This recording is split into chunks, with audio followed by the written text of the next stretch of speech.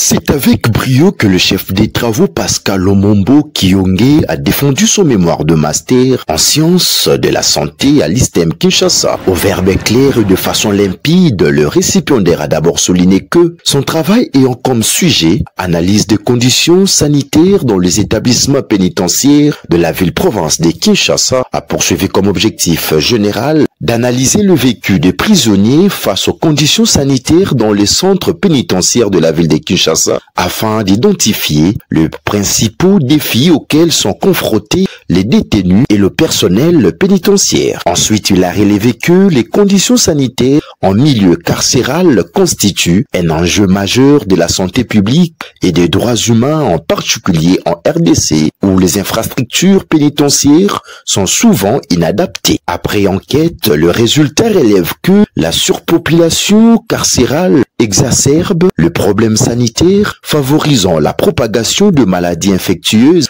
telles que la tuberculose et le paludisme. De plus, la vétusté des infrastructures sanitaires, les manques d'accès aux soins médicaux et l'insuffisance des ressources en eau potable et en alimentation détériorent la santé des détenus. L'étude met également en évidence un défi de sensibilisation à l'hygiène et une faible implication des autorités et des ONG dans l'amélioration des conditions sanitaires en prison, d'où la nécessité d'améliorer leurs conditions sanitaires telles que suggère l'impétrant. Ce qui nous intéresse ici, c'est les conditions sanitaires. En tant que chercheur professionnel de la santé, nous sommes dit qu'il y a une catégorie, Madame la Présidente, qui est négligée. Parce que tout tombe sur leur tête parce qu'ils ont commis des infractions que nous ne voulons pas entrer dans ces domaines. Voilà pourquoi, pour ne pas prendre beaucoup de temps, je préfère rappeler seulement la définition de la santé selon l'OMS, à qui nous allons essayer un jour de faire des recommandations pour rappeler à l'OMS que cette définition n'est pas applicable dans cette catégorie de la population qui sont incarcérés quelque part. Voilà pourquoi, mesdames et messieurs, ici, nous voulons examiner, nous voulons démontrer, nous voulons répondre à plusieurs questions que nous avons toujours négligées, que nous avons toujours peut-être posées, mais on n'a pas toujours de réponse. Voilà pourquoi ici, nous allons vous présenter quel est le problème. Les images peuvent déjà vous donner au moins une idée, c'est ce que nous voulons démontrer ici. Il s'agit bien de personnes qui sont condamnées, qui sont incarcérées quelque part. Mais on se pose la question, en dépit de leurs infractions commises, en dépit de tout ce qu'on leur reproche, il y a même des prisonniers politiques ici, mais nous disons, est-ce qu'ils méritent ces conditions auxquelles ils se retrouvent? Nous disons non, il y a un problème. La santé a un problème à ce niveau. Il faut savoir le relever. Il faut savoir protéger cette population en dépit de leurs infractions commises. Voilà pourquoi nous disons, nous sommes au 21e siècle, Madame la Présidente du jury. Au 21e siècle, beaucoup de maladies, pour ne pas citer les cas de Covid-19, qui a bloqué même les avions à ne pas voler. Mais si cette maladie, cette pandémie pouvait entrer jusqu'au centre pénitentiaire, dans des prisons comme ça, imaginez combien de décès. Prions Dieu parce qu'il a toujours été merveilleux pour que cette maladie n'a pas atteint les centres pénitentiaires. Sinon, on pouvait enregistrer en RDC des centaines de milliers de décès chaque jour. Voilà pourquoi nous disons, les problèmes ne peuvent pas rester comme ça pendant en tant que chercheurs. Nous avons essayé un peu de restituer ce problème en formulant une question principale. Comment les prisonniers qui sont concernés, qui sont victimes, qui sont délestés, perçoivent-ils les conditions, leurs propres conditions sur le plan sanitaire? Certes, les infractions sont là. Nous ne pouvons pas faire le problème. Ça, ce n'est pas notre domaine. Il y a des avocats qui peuvent s'en occuper. Mais ce qui nous intéresse ici, c'est les conditions sur le plan sanitaire. Tout le monde a droit à la vie. Tout le monde a droit à être protégé. Mais est-ce qu'on peut être protégé dans l'état exposé? Cette question sera répondue. Prenons notre la patience. Ici, nous sommes arrivés à fixer quelques objectifs pour nous permettre de bien rouler par rapport à notre étude. D'abord, analyser le vécu de détenus. Comment ils sont en train de vivre les conditions. Quand bien même condamner 20 ans, 30 ans, 50 ans, ce n'est pas notre business. Mais la condition sanitaire, comment la personne vit, identifier les perceptions, ils ont aussi droit à la vie. Ils ont aussi droit à poser des actes malgré leurs conditions de détention et évaluer les conséquences. Que nous allons, dans quelques minutes, voir quelles sont les conséquences lorsque la santé des gens incarcérés ou des détenus n'est pas respectée dans les conditions requises. Nous avons quand même pris le risque d'émettre quelques hypothèses. D'abord, l'hypothèse nulle. Nous sommes dit pas de lien significatif. Parce que les conditions sanitaires ne sont pas associées à la prévalence des maladies intéressées chez les détenus.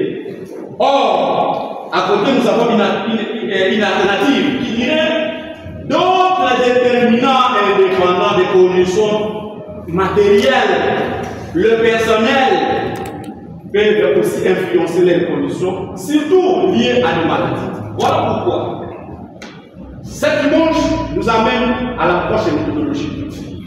Madame la Présidente, il me soit permis de vous rappeler que nous avons fini à travailler cette étude pendant une très mauvaise période.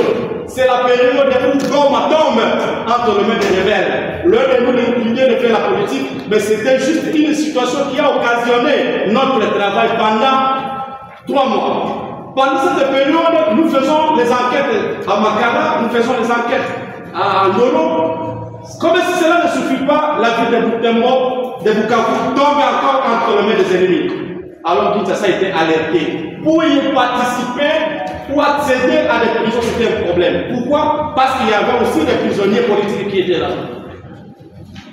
Donc, il a fallu, comme vous avez vu à l'entrée, il a fallu nous accompagner par les militaires. Et comme si on était déjà des personnes à suspects. Mais, Dieu merci, nous avons eu quand même à travailler sur les détenus.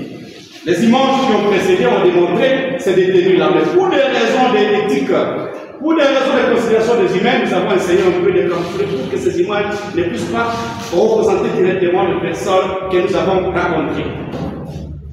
Vous avez vite compris que nous sommes devant une approche mixte. C'est une approche, beaucoup de chercheurs pensent que c'est trop difficile, mais nous avons pris ce risque-là.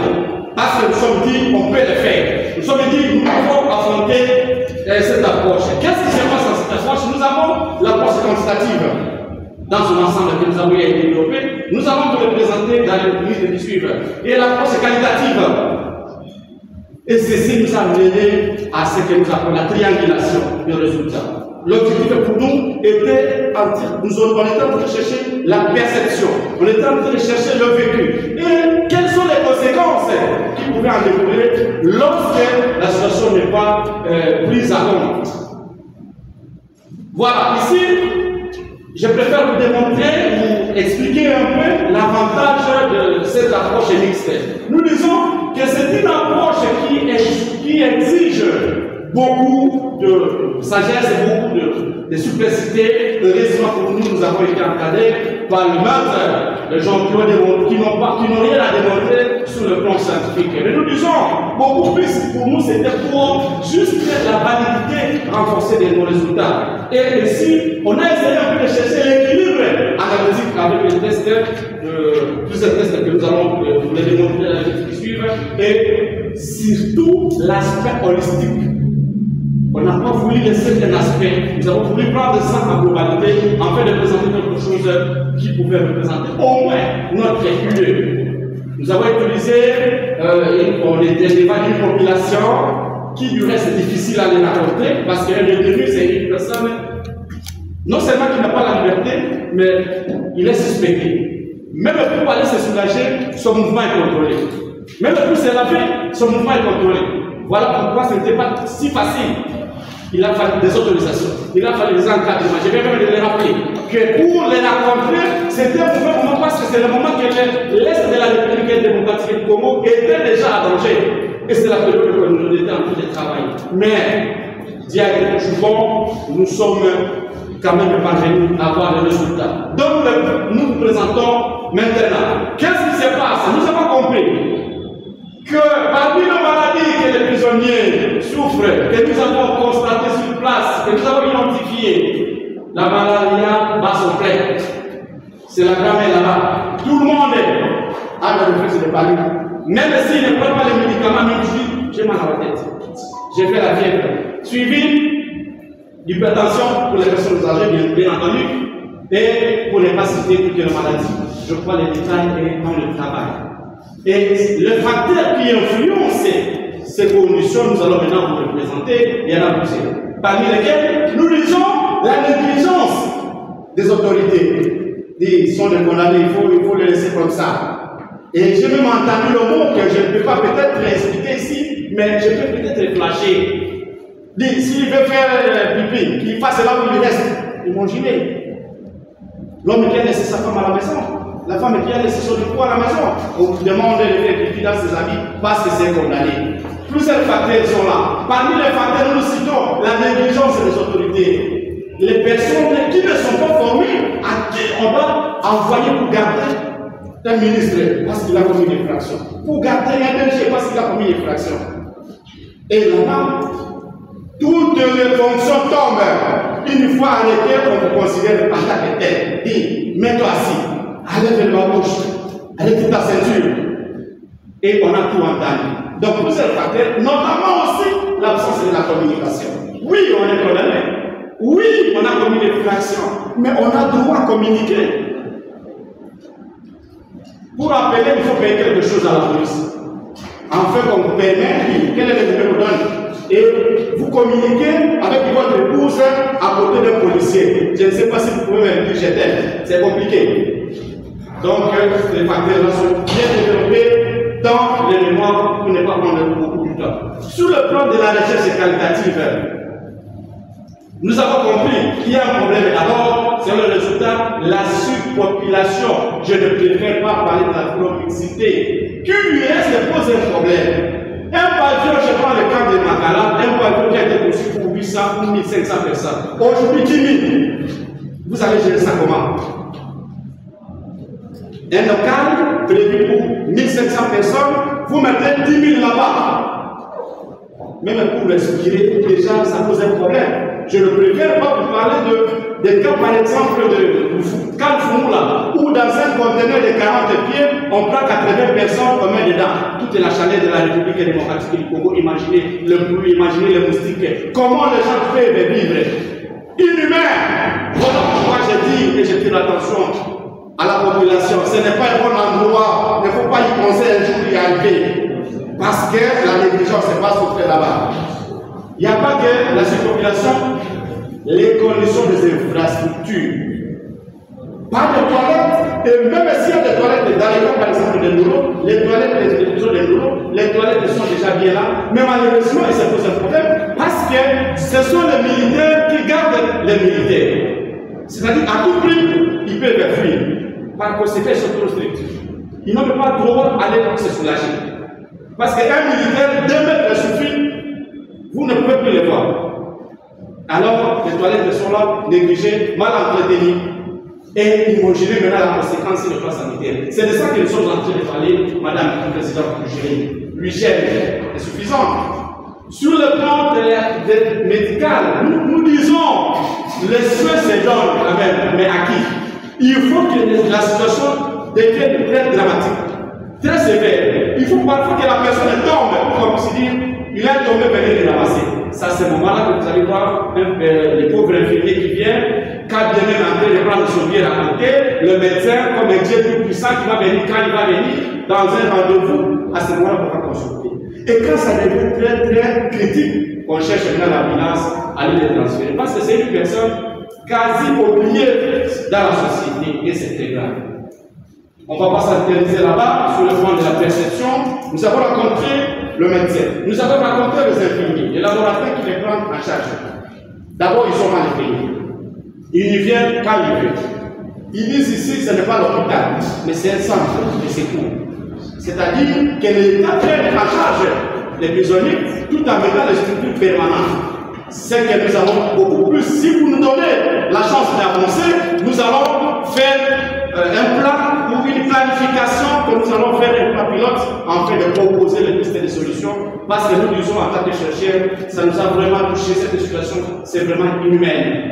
Madame la Présidente du jury, qui ne soit permis de vous présenter quelques reflets d'autres pays. Parce que la situation, pour vous démontrer que la RDC, c'est un pays très riche dans d'autres domaines, mais dans le domaine pénitentiaire, je ne préfère pas dire qu'il est pauvre, mais la RDC a un problème seulement. À quel niveau nous allons découvrir? Regardez, Rwanda, les pays qui nous intéressent, c'est connu de tous, ça ne sort pas les lois. Ici, en 2022, le Rwanda a sorti deux professeurs d'université qui sont entrés gradués, mais ils ont organisé des séminaires. Ils sont tout en étant en prison. On a trouvé Rwanda fait sortir des professeurs d'université PhD. En Afrique ici, c'est là où il y a un problème parce qu'il y a une surpopulation, mais ils sont en train de décharger les prisons, mais tout ça les met un peu très loin. Comme les cas chez nous, mais malheureusement, peut-être le suivi qui pose ce problème. Mais la RDC, notre pays, nous avons vu que c'est en rouge parce qu'il y a un problème sérieux. Ça nécessite une attention particulière. Vous qui m'écoutez, vous qui, du reste, vous avez les ONG, vous avez les partenaires à l'extérieur, voilà un champ qu'il faut investir. Voilà un champ. Vous qui priez beaucoup, vous avez peut-être les habits à la maison que vous ne portez pas. Voilà un endroit pour jeter, ne fût-ce que les habits que vous portez. Voilà votre contribution si le moyen peut vous manquer.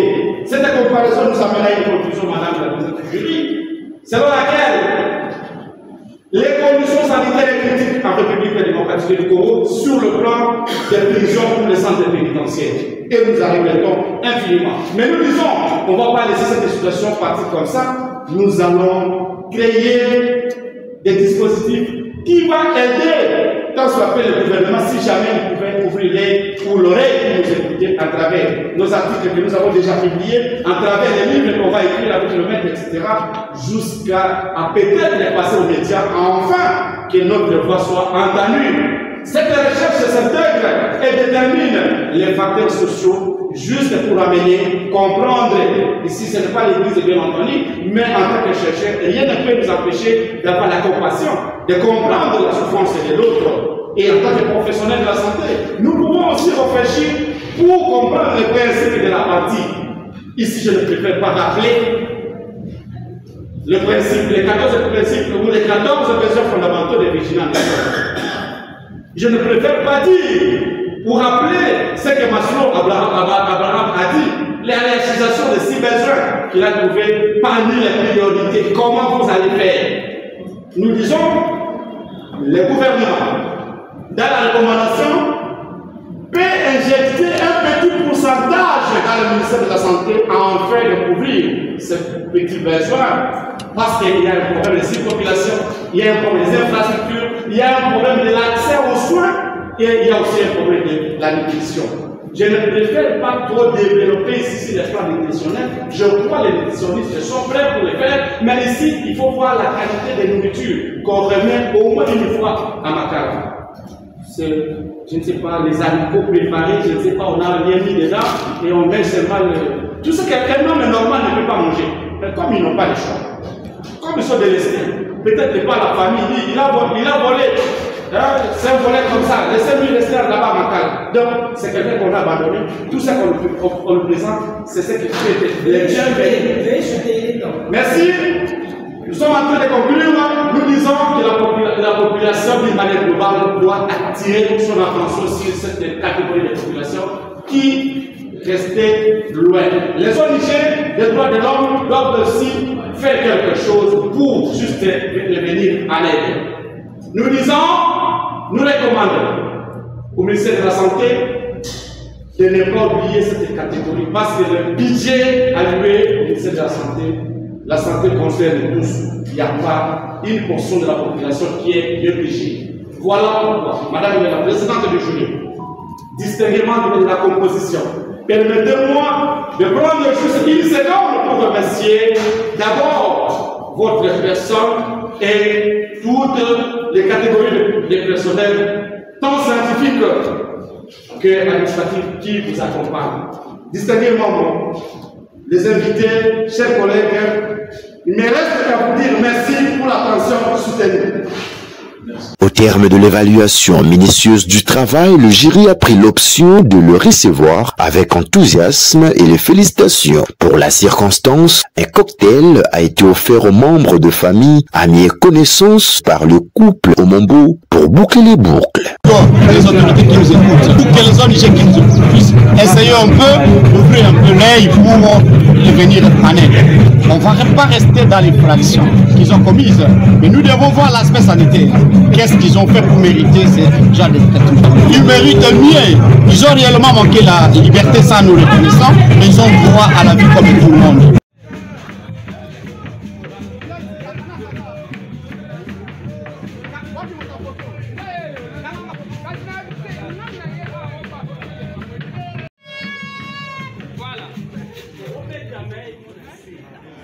C'est bon. Pardon. Madame, pardon, pourquoi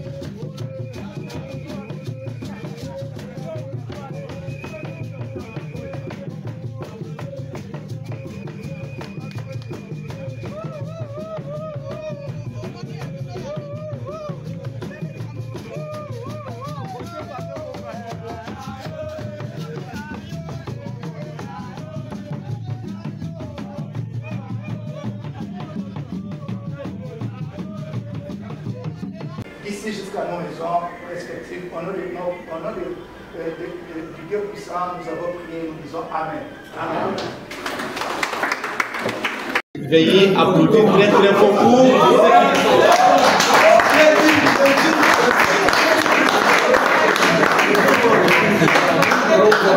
Je ne sais pas rappeler ce qui a été dit tantôt, mais un jour, Jésus répondra à sa mère: ma famille, c'est ceux qui sont avec moi. Prêtant cet adage, j'aimerais dire maintenant que ma famille, c'est vous.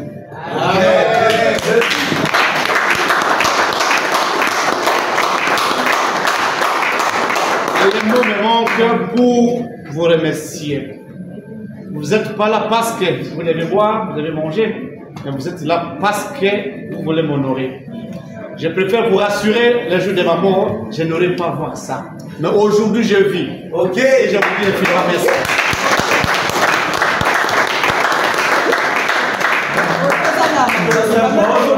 Il m'a aussi permis. C'est un poème. C'est comme un poème. Merci beaucoup pour votre présence. Ici, la fête a fait que commencer. On ne pouvait pas assister à une défense, une soutenance de maîtrise sans boire, sans manger. Mais je vous promets dans les jours qui suivent, si Dieu est encore au rendez-vous, vous allez manger, vous allez boire. Ça, c'est promis. Merci d'être venu. Je vous souhaite seulement bon appétit et bonne ambition.